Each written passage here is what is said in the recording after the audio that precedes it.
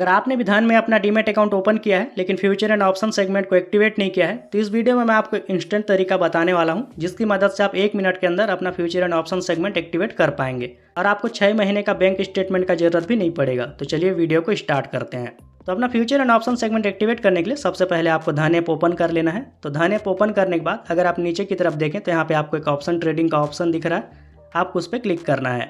उसके बाद अगर आप बीच में देखें तो यहाँ पे मुझे एक नोटिफिकेशन शो हो रहा है कि future and option segment are not activated. तो उसके सामने एक्टिवेट नाउ का एक ऑप्शन दिख रहा है, तो आपको उस एक्टिवेट नाउ वाले ऑप्शन पे क्लिक करना है।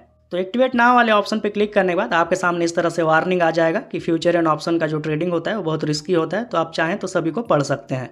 उसके बाद अगर आप नीचे देखें तो यहाँ पे प्रोसीड अहेड का एक ऑप्शन है, आपको उस पर क्लिक करना है।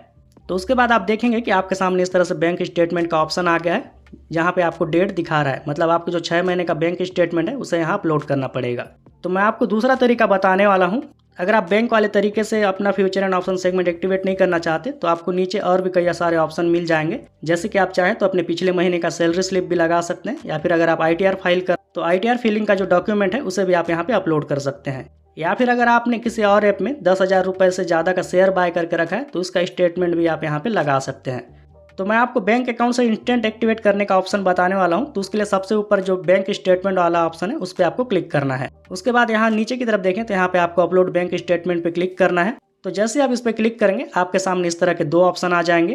तो फर्स्ट नंबर पे जो ऑप्शन दिख रहा है आपको ऑटोमेटिकली फेच का, और उसके सामने फास्टर भी लिखा है, तो इसी से आप इंस्टेंट एक्टिवेट कर सकते हैं। अगर आप सेकंड नंबर पे देखें तो यहाँ पे आपको अपलोड मैनुअली का एक ऑप्शन दिख रहा है। अगर आपके पास 6 महीने का बैंक स्टेटमेंट है तो आप उसे अपलोड करके भी यहाँ से एक्टिवेट कर सकते हैं। तो हम फर्स्ट वाले ऑप्शन के साथ जाएंगे। तो उसके लिए सिंपली आपको जो फर्स्ट वाला ऑप्शन है उस पर क्लिक करना है और प्रोसीड टू नेक्स्ट वाले ऑप्शन पे क्लिक करना है। तो फर्स्ट नंबर वाले ऑप्शन पे क्लिक करने के बाद आपके सामने इस तरह का इंटरफेस आएगा। तो आपने धन अकाउंट बनाते समय जो भी मोबाइल नंबर यहाँ रजिस्टर किया है उसमें एक OTP आएगा, उस OTP को यहाँ पे इंटर करना है। OTP इंटर करने के बाद आपको लॉगिन वाले ऑप्शन पे क्लिक करना है।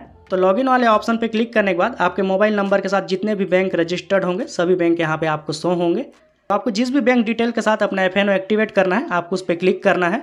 एक्टिवेट करने से पहले एक बात बता दूं कि आपका जो बैंक अकाउंट है जिसको आप सेलेक्ट कर रहे हैं उसमें एक 10,000 रुपये का ट्रांजैक्शन होना बहुत ज़रूरी है।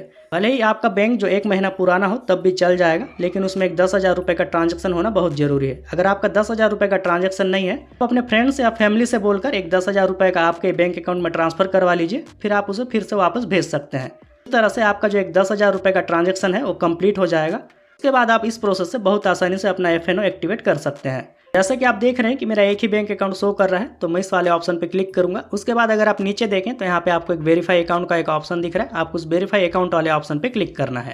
तो वेरीफाई अकाउंट वाले ऑप्शन पे क्लिक करने के बाद आपने जो भी बैंक सेलेक्ट किया है वहाँ से एक OTP आएगा। तो जैसे कि आप देख सकते हैं कि मैंने इंडसइंड बैंक सेलेक्ट किया है, उसमें एक OTP आएगा, उस OTP को यहाँ पे इंटर करना है।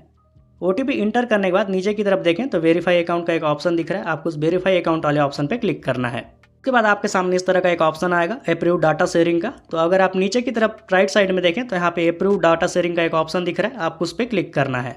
तो उसके बाद आपके सामने इस तरह से डाटा शेयरिंग अप्रूव का एक नोटिफिकेशन आ जाएगा, मतलब आपका जो बैंक है उसने अपना डाटा, मतलब जो बैंक स्टेटमेंट है धन ऐप के साथ शेयर कर लिया है। तो उसके बाद आपके सामने इस तरह से एक टाइमर चलेगा, तो टाइमर आपको खत्म होने देना है। तो जैसे ही टाइमर खत्म होगा आप देखेंगे कि आपके सामने इस तरह से कांग्रेचुलेसन का एक नोटिफिकेशन आ गया है। अगर आप ऊपर की तरफ देखें तो यहाँ पे आपको योर FNO सेगमेंट एक्टिवेटेड का एक ऑप्शन भी दिख रहा है, मतलब आपका जो फ्यूचर एंड ऑप्शन सेगमेंट है वो 15 से 20 सेकंड के अंदर एक्टिवेट हो चुका है। उसके बाद आपको बैक करके धन ऐप के होम पेज में आ जाना है। उसके बाद अगर आप सबसे ऊपर की तरफ देखें तो यहाँ पे आपको एक प्रोफाइल का आइकन दिखेगा, आपको उस प्रोफाइल वाले आइकन पे क्लिक करना है। तो प्रोफाइल वाले ऑप्शन में आने के बाद अगर आप सबसे नीचे की तरफ देखें तो यहाँ पे आपको एक सेटिंग का ऑप्शन दिखेगा, आपको सेटिंग पे क्लिक करना है। तो उसके बाद आप देखेंगे कि म्यूचुअल फंड को छोड़ के आपके जितने भी एक सेगमेंट है सभी एक्टिवेट हो चुके हैं, मतलब करेंसी, कमोडिटी, ऑप्शन, फ्यूचर, सभी चीज़ें। अगर आपने धन ऐप में अपना डीमैट अकाउंट ओपन नहीं किया है तो मैंने उस पर भी एक वीडियो बनाया है, उस वीडियो का लिंक मैं आपको आई बटन में या फिर आपको लास्ट में इंड स्क्रीन में भी डाल दूंगा। तो आई होप कि वीडियो आपको पसंद आया होगा। अगर ये वीडियो आपको पसंद आया है तो वीडियो को लाइक करें और चैनल को भी सब्सक्राइब करें। मिलते हैं आपसे अगले वीडियो में, तब तक के लिए ओके बाय।